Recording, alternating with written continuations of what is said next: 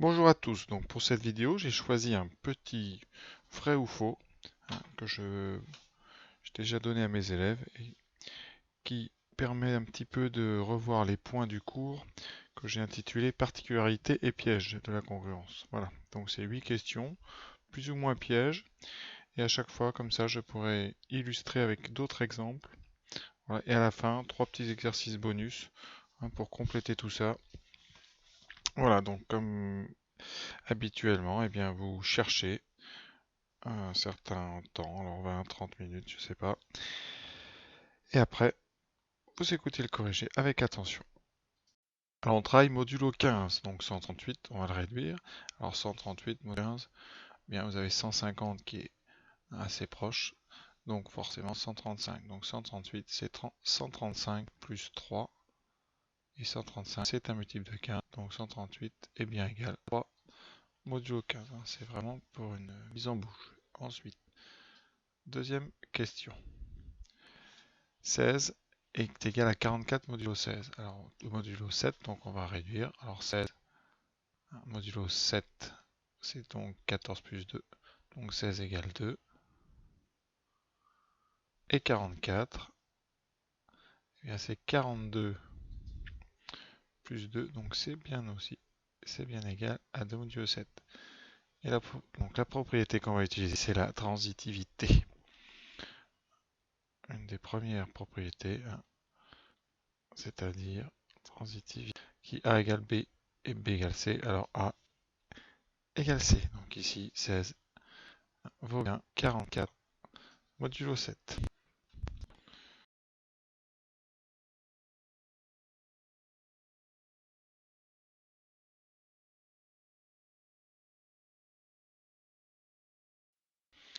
Alors, si A égale à moins 1, est-ce qu'on peut dire que 2A égale 7 modulo 9? Eh bien, on va vérifier. On va partir de A égale moins 1. On va multiplier par 2. On a le droit, puisque c'est une propriété dans les congruences. On peut, mais on a une implication. Ça donne 2A égale à moins 2 modulo 9. Et là, on va rédiger au maximum. Or, on sait que moins 2 est égal à 7 modulo 9. Et donc, par transitivité, eh bien 2A est bien égal à 7 modulo 9. Donc l'implication de la question 3 est vraie. Question 4. Alors, question 4. Si 4A égale 8 modulo 10, est-ce que on peut diviser par 4 et alors avoir A égale 2 modulo 10? Alors la réponse n'est pas systématiquement non. Il y a des cas où on aura le droit de diviser par 4 et ça marchera.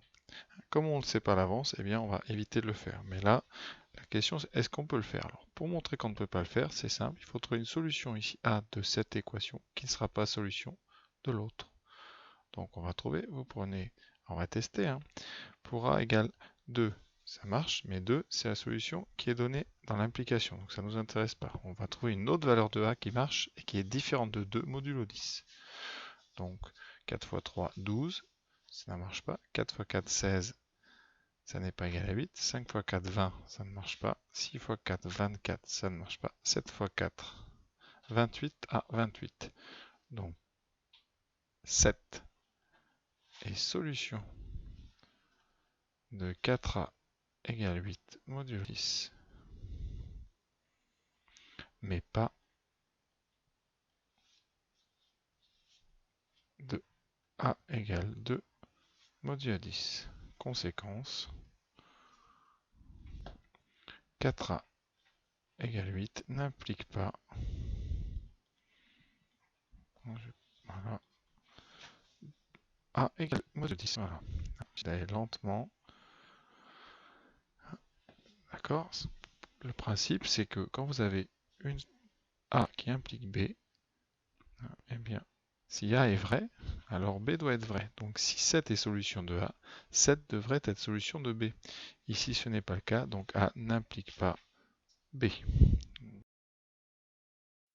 Voilà, même question avec les carrés.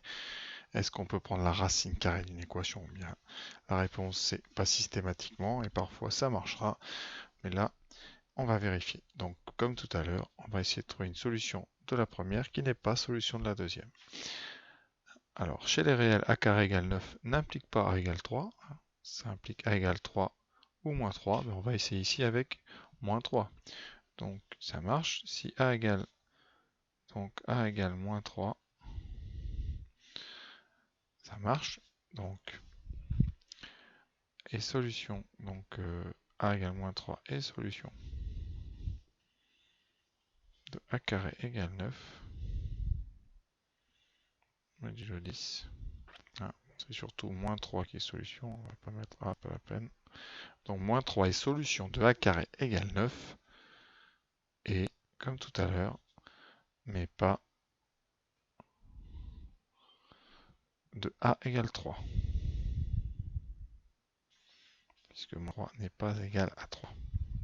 Conséquence, pour la même que qu'on vient de faire en question 4, cette impression est fausse. Pour la même raison. Voilà, donc on fait souvent ça pour montrer, on cherche un contre-exemple. Hein, voilà. Alors quand les choses sont vraies, c'est plus difficile à montrer. Hein, quand on a des fonctions un peu compliquées. Alors après, ça peut être simple, comme dans la question 6. Alors, a plus 3 est égal à b plus 3 modulo 11. Alors, par compatibilité avec la soustraction, on peut ajouter moins 3 des deux côtés et ça va donner a plus 3 moins 3 qui vaut b plus 3 moins 3. Et donc, a est égal à b. Voilà. Donc, la question 6, cette implication est vraie. Par contre, on peut continuer, et si vous rajoutez 3 des deux côtés, puisque c'est compatible, hein, l'addition et l'égalité modulo 11, eh bien vous revenez au point de départ. Conséquence, quand on ajoute des deux côtés le même nombre, eh bien on est en situation d'équivalence cette fois-ci, tout le temps. Donc on pourra parfois résoudre des équations en utilisant ces principes-là de soustraction et d'addition d'un même nombre des deux côtés, comme chez les réels d'ailleurs. Question numéro 7. Alors, on a vu dans le cours sur ce point-là, dans le piège et particularité de la congruence, eh bien, que cette implication, c'est pareil, n'était pas naturelle. Et parfois, eh bien, elle est fausse, et même souvent.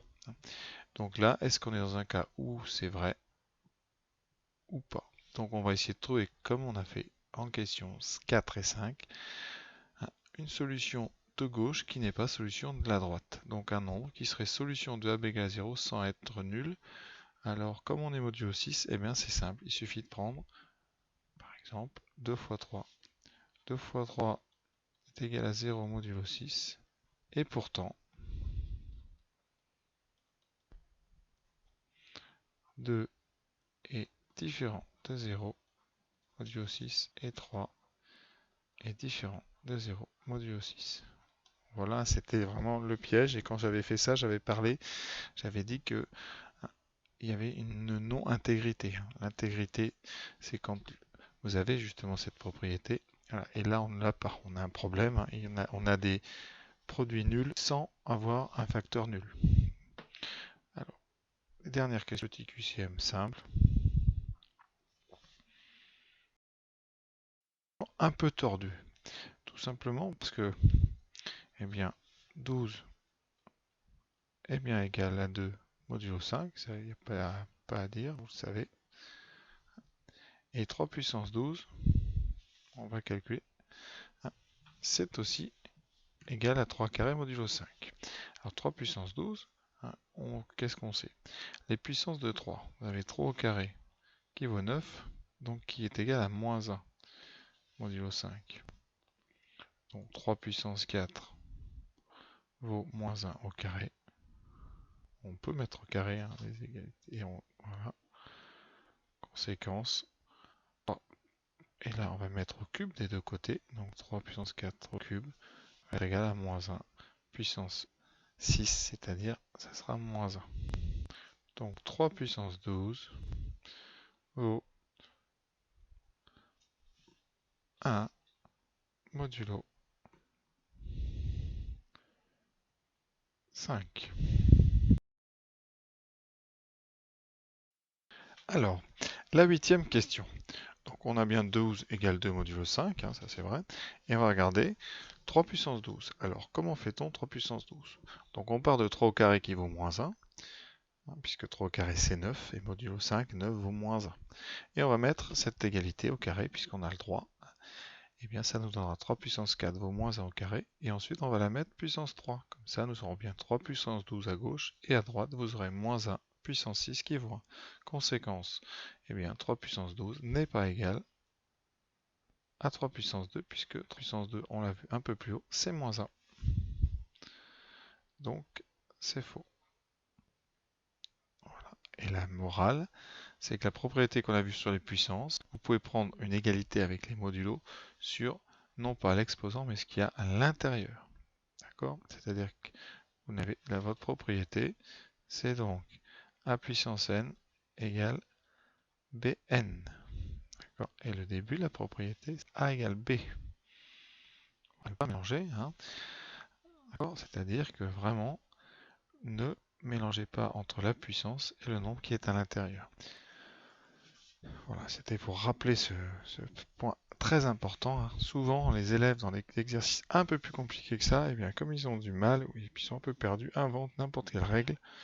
Donc surtout, on ne mélange pas la puissance et ce qu'il y a à l'intérieur de la puissance. Vous faites des congruences sur l'intérieur des puissances. En tout cas ici, comme on est sur un modulo 5, vous n'avez le droit de prendre modulo 5 que les nombres qui sont à l'intérieur des puissances. Voilà. Pour appliquer ça, le bonus, hein, 3 questions. Hein, voilà. Donc première question de ce bonus.